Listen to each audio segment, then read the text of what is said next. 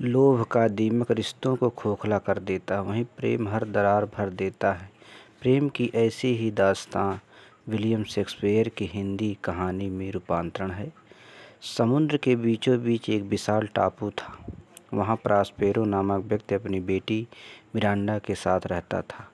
वह मिरांडा से बहुत स्नेह करता था। प्रॉस्पेरो एक मांत्रिक था। उसके पास कुछ प्राचीन ग्रंथ तथा काले रंग की छड़ी थी। वह जब कभी काली छड़ी अपनी सिर के चारों ओर घुमाता तो आसपास भयंकर घटनाएं घटित होने लगती थी। आंधी तूफान उसके इशारों पर काम करते थे और प्रेतात्माएं उसकी गुलाम थीं। इनमें सबसे शक्तिशाली प्रेत एरियल पर प्रॉस्पेरो सबसे अधिक भरोसा करता था। एक दिन मिरांडा तितलियों और खरगोशों के साथ खेल रही थी। वहीं प्रॉस्पेरो हरी घास पर सो रहा था। अकस्मात वह बदला बदला चीखते हुए उठ बैठा और क्रुद्ध होकर समुद्र की ओर देखने लगा।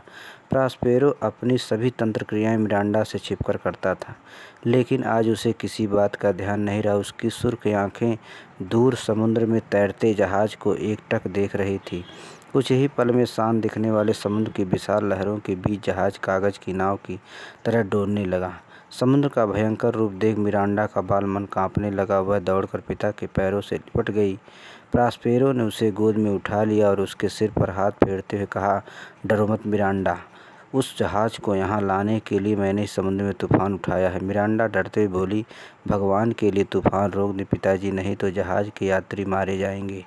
प्रॉस्पेरो कठोर स्वर में बोला, मिरांडा, यदि तुम्हें सच पता होता तो तुम मुझे कभी तूफान रोकने के लिए नहीं कहती। बेटी, उनके यहाँ आने से पहले तुम्हें जान लेना चाहिए कि वे कौन हैं और उनसे हमारा क्या संबंध है। तभी तुम पूरी बात ठीक से समझ पाओगी। प्रॉस्पेरो मिरांडा को लेकर वहीं बैठ गया। अतीत के पन्ने खोलते हुए उन्होंने बोला, यहाँ से बहुत दूर समुद्र के दूसरे किनारे पर मिलान नामक खूबसूरत देश है। आज से 10 वर्ष पहले वहाँ का राजा था। तुम्हें जन्म देने के कुछ दिनों बाद ही तुम्हारी माँ स्वर्ग सिधार गई। तुम मेरी एकमात्र संतान थी, इसलिए मैं तुम्हें लेकर अधिक चिंतित रहता था। मेरा छोटा भाई एंटोनियो बड़ा बुद्धिमान, साहसी और कूटनीतिज्ञ था, इसलिए मेरी अनुपस्थिति में राजकाज की सारी जिम्मेदारी मैंने उसे सौंप दी थी। परंतु सिंहासन के अधिकार पाकर उसके मन में लोभ आ गया। एक दिन उसने समुद्र भ्रमण कर कार्यक्रम बनाया। निश्चित दिन पर मैं और तुम जहाज पर सवार होकर यात्रा पर निकल पड़े। जहाज का कप्तान और कर्मचारी एंटोनियो के आदमी थे। 20 समुद्र में पहुँच कर उन्होंने हमें जबरदस्ती नाव में बिठाकर मरने के लिए छोड़ दिया। जहाज का मल्लाह मेरा विश्वास पात्र था, इसलिए उसने एक दिन पहले ही नाव में खाने पीने का सामान और मेरे सभी ग्रंथ छिपा दिए थे। तुम्हें सीने से चिपटा कर मैं नाव खेता रहा। अंततः हम यहाँ आ गए और तब से हम इस टापू पर हैं।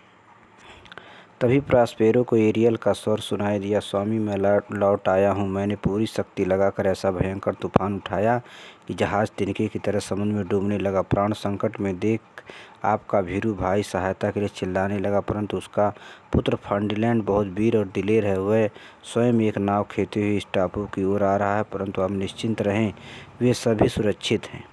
घटना का सारा विवरण सुनकर प्रॉस्पेरो प्रसन्न होकर बोला, एरियल, आज तुमने बहुत महत्वपूर्ण कार्य पूरा किया है। अब तुम सभी को सकुशल यहाँ ले आओ। आज्ञा पाते एरियल वहाँ से चला गया। उधर फर्डिनैंड ने नाव खेते हुए टापू के उस तेजी से आ रहा था जिस ओर मिरांडा और प्रॉस्पेरो बैठे थे। उसने जैसे ही टापू पर कदम रखा, मिरांडा की नज़र उस पर पड़ी।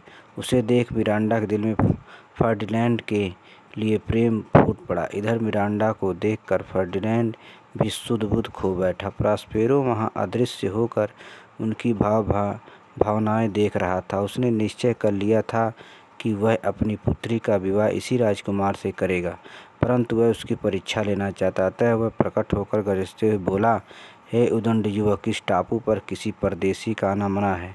अपना परिचय दो, वरना मैं तुम्हें दंडित करूँगा। फर्डिनैंड विनम्र स्वर में बोला, मैं मिलान देश का राजा एंटोनियो का पुत्र फर्डिनैंड हूँ। तूफान के कारण हमारा जहाज समुद्र में डूब गया।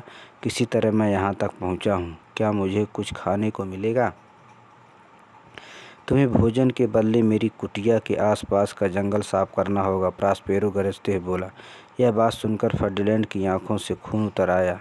वह प्रॉस्पेरो को ललकारते हुए बोला, मैं तुम्हारा गुलाम नहीं। यदि तुम्हें अपनी शक्ति पर घमंड है तो मेरा मुकाबला करो। यह कहकर राजकुमार ने तलवार की मुट्ठी पकड़ ली, परंतु लाख यत्न करने के बाद भी वह उसे म्यान से नहीं निकाल पाया।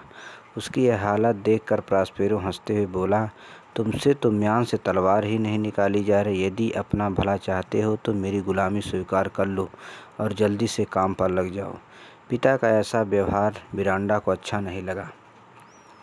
वह उनका हाथ पकड़कर बोली, पिताजी, यह राजकुमार है, आप इतने कठोर और निर्दयी ना बने, इसे क्षमा कर दें। चुप करो मिरांडा, एक अनजाने लड़के के लिए तुम अपने पिता को समझा रही हो। तुम इसका पक्ष लेने के बजाय इसके कार्य पर नज़र रखो। यह कहकर प्रॉस्पेरो वहाँ चला गया, लेकिन कुछ दूर जाकर वह अदृश्य होकर उनकी बातें सुनने लगा। नम आंखों से मिरांडा ने राजकुमार से माफ़ी मांगी। तब राजकुमार ने प्रेम भरे स्वर में कहा, तुम दुखी मत हो मिरांडा, मैं कभी किसी के प्रति द्वेष नहीं रखता। एक सत्य यह भी है कि मैं तुमसे प्रेम करने लगा हूँ। मैं भी मन ही मन आपसे प्रेम करने लगी हूँ। मिरांडा ने भी दिल की बात कहकर इस तरह से भविष्य की सुखद योजनाओं बनाने लगे। अब तक प्रॉस्पेरो को उनके प्रेम पर यकीन हो चुका था। वह प्रकट होते हुए बोला, और यह मेरा आशीर्वाद सदा तुम दोनों के साथ रहेगा। तुम जहाँ रहो खुश रहो। तभी एंटोनियो और उसके साथी भी एरियल के साथ वहाँ पर आ पहुँचे। अभी तक एंटोनियो समझ रहा था कि तूफान उसके पुत्र को ले गया है, लेकिन जब उसने फर्डिनैंड को देखा, दौड़कर पुत्र को गले से लगा लिया। इस मिलन के बाद एंटोनियो की दृष्टि प्रॉस्पेरो पर पड़ी। वह प्रॉस्पेरो को पहचान गया और घुटनों के बल बैठकर क्षमा मांगने लगा। प्रॉस्पेरो ने उसे गले से लगा लिया और स्नेह भरे स्वर में बोला, भाई, लोभ कभी किसी को नहीं छोड़ता, लेकिन मैंने तुम्हें उसी दिन क्षमा कर दिया था। आओ अब सारे गिले शिकवे भुलाकर हम इस जोड़े को आशीर्वाद दें और नई ज़िंदगी की शुरुआत करें। एंटोनियो ने प्रसन्नपूर्वक दोनों को आशीर्वाद दिया। फिर उस टापू पर खुशियों की वर्षा होने लगी। अगर यह कहानी आप लोगों को पसंद आई हो तो लाइक और सब्सक्राइब ज़रूर करें।